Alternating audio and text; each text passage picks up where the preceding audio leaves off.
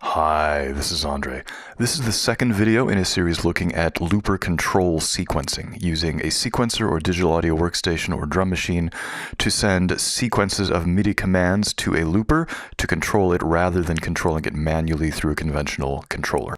The first volume introduced the basic concept. This volume is going to look at accessing multiple loops using control sequences. So I'm going to unmute loop 1 manually from the front panel.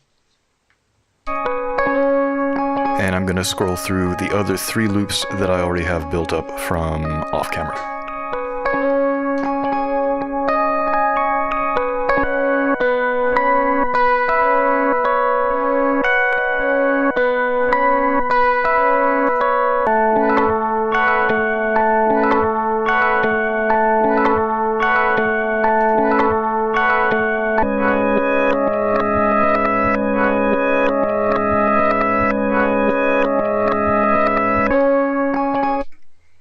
So 4 different loops, they're not deliberately the same length. I tried to go out of my way to make sure they were all different lengths. Right now I have switch quantize on. I'm going to turn switch quantize off.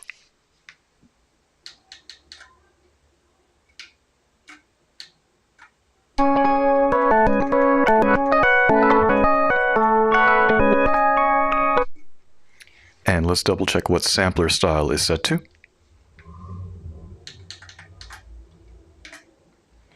Sampler style is set to run. That means that whenever you re-enter a loop, you're going to pick up from where it was. I'm going to switch to start just for ease of demonstration right now.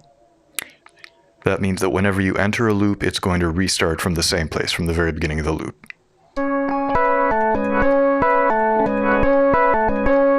Like that. So I have a new clip here in Ableton. It has 4 MIDI notes. This is the MIDI note for loop 1, this is loop 2, this is loop 3, this is loop 4. So if I start playing Ableton, then each time one of these notes gets hit, it's going to re-trigger that particular loop.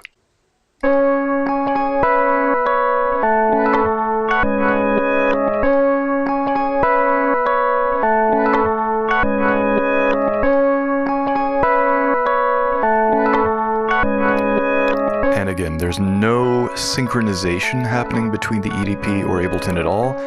Ableton is just sending these MIDI retrigger commands. So as I change the tempo on Ableton, it will change how rapidly it's switching through those loops. So let me make it a little faster. And again, if you look over here at the playhead of this clip, you can see exactly when each loop is being triggered. So that's loop 1, 2, 3, and 4. Let's keep playing with the tempo.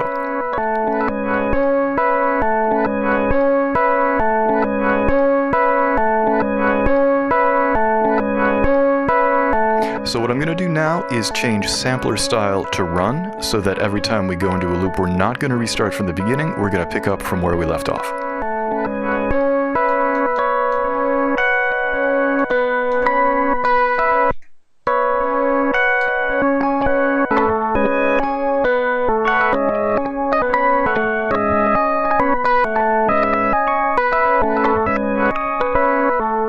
So it's a much more kind of evolving sound. We talked about this kind of technique a few videos ago, but since we're doing it with MIDI clips, that means that we can do it a lot faster than I ever possibly could.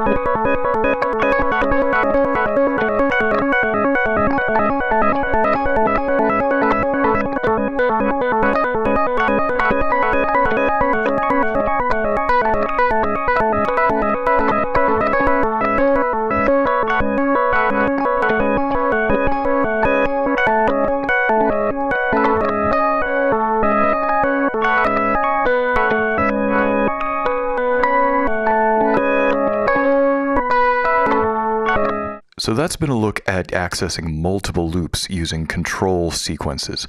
Stay tuned, please, because we're going to be delving into this subject in more detail in some subsequent videos.